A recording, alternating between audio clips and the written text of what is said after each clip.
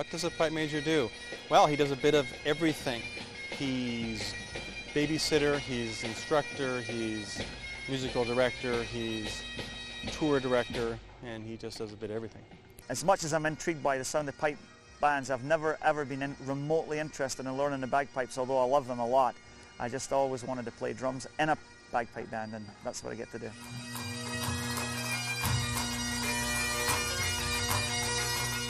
It was 1981. Simon Fraser was a fairly new university, with a fine tradition of piping. There had, in fact, been pipers playing at the earliest ceremonies.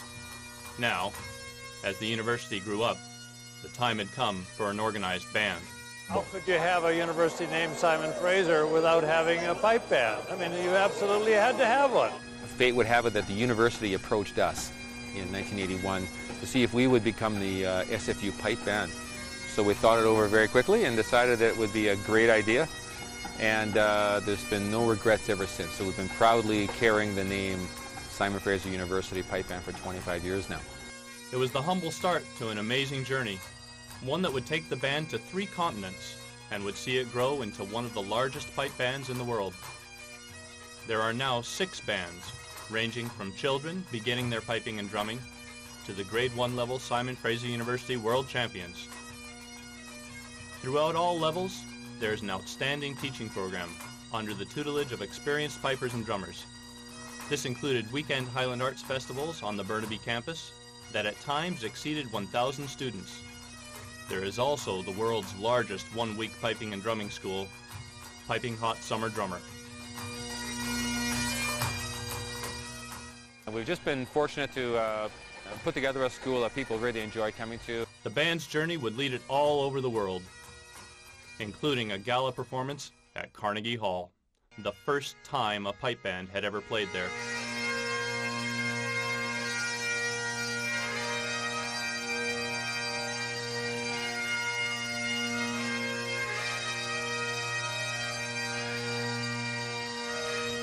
A performance at the Sydney Opera House,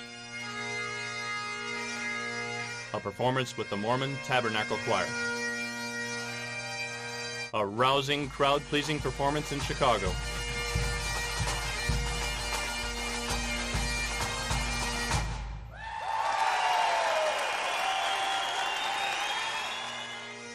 there have been 10 CDs and 3 DVDs.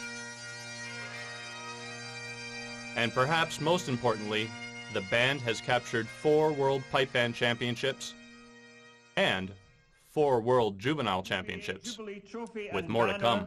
Simon Fraser University, Canada, program number 11. We think the bagpipe and drumming music has become much more mainstream. We play much more mainstream music in a way, on stage at least. And so we, I think, appeal to a broader audience than pipe bands like us did 25 years ago.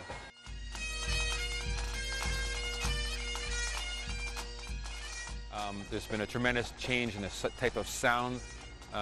Technology has helped the bagpipe, for example, rise in pitch, stay in tune longer.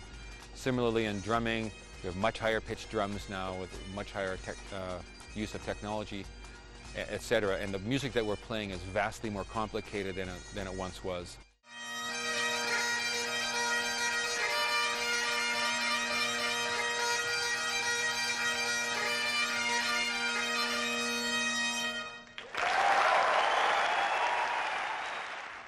Through it all, I guess, one of the things that we're proudest of is that we've been able to stay towards the top of the pipe band world for most of those years. As leaders in their world, the Simon Fraser University Pipe Band has nurtured hundreds of talented players. Tragically, 2 young band members, Robert Barbelak and Malcolm Bokenfour, were killed in a car accident that was not their fault in 1993. The Robert Malcolm Memorial Pipe Band, one of the best junior bands in the world, was named in their honor. One of the best things we've ever done is started our junior Robert Malcolm Memorial program. And you really see the kids, when you stay around as long as I have, you really see the kids come up in a relatively short period of time. As they come in as 8, 9, 10-year-olds, and by the time they're 14, 15, they're very accomplished young musicians, and there's a lot of satisfaction that comes from that whole growth process. the senior band shines in both competition and performance. The 1996 album Alive in America was the first live recording of a pipe band in the United States. Recently, the band has brought the focus back home with 2 new recordings, On Home Ground Volumes 1 and 2.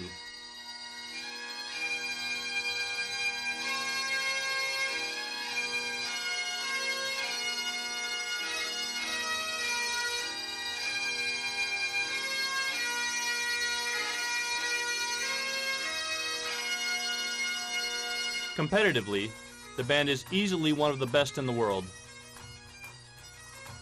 coming second in just its second trip to the World Pipe Band Championships in Scotland. Since then, it has been the World Champion Pipe Band 4 times. That first World Championship ranks as a high point. Above them all, for me, would be the first World Championship and the excitement that we felt when we did win it. At that point in time, we had been second. I think it was 3 times at that stage. It's been more since. And so, you know, at one stage we were wondering if it would ever be our turn. And it surely did come, and we were really, really, really happy about it. Winning the Worlds for the first time is probably way up there. That was 1995. Playing Carnegie Hall was really, really high. Through all the fame, the band has stayed in touch with its roots at SFU, and the relationship with the university is as strong as ever. I just love playing in the band up here at SFU. I think it's great that we have a band that's really, really dedicated to doing as best we can, and you really feel that we have the university behind us. They're really very supportive in what they do for us in terms of, you know, a great location. We probably have the best practice location in the world. Our relationship with the university has really been excellent throughout the 25 years. When we began as the SFU Pipe Band, the Chancellor, Paul Cote, and the President at that time, Dr. George Peterson, were really keen on the pipe band. And I can say that all of the presidents since have also been very keen on the pipe band. Having one of the great musical organizations in the world affiliated with the university is an enormous plus. It makes us known around the world, even in places where you wouldn't expect it. Scottish culture, Asia, South Asia, where piping is a tradition inherited from the colonial era. So it's a marvelous advertisement for Simon Fraser University. What, in addition to the support of a great university, makes a world champion pipe band? Practice.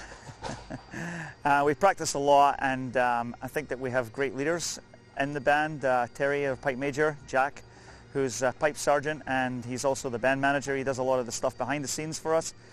And I guess myself running the drum corps. Well, it's just a year-long process, really. And all that happens is as we get into the summer months, preparing for our August pilgrimage, we just go at it more and more times per week, really harder workouts, and having the bagpipe prepared all the time and the drums is a constant process, but it just gets fine-tuned and more sort of aggressive with that preparation as we get into the summer months and just work very hard at it. We have never stood pat. We've always tried to upgrade our sound, our playing, our technique and stuff. So it's been hard, but it's been, as I said, very rewarding to stay towards the top during most of those 25 years. The world-famous Simon Fraser University Pipe Band, celebrating 25 years. We're getting better and better and better. And what's next?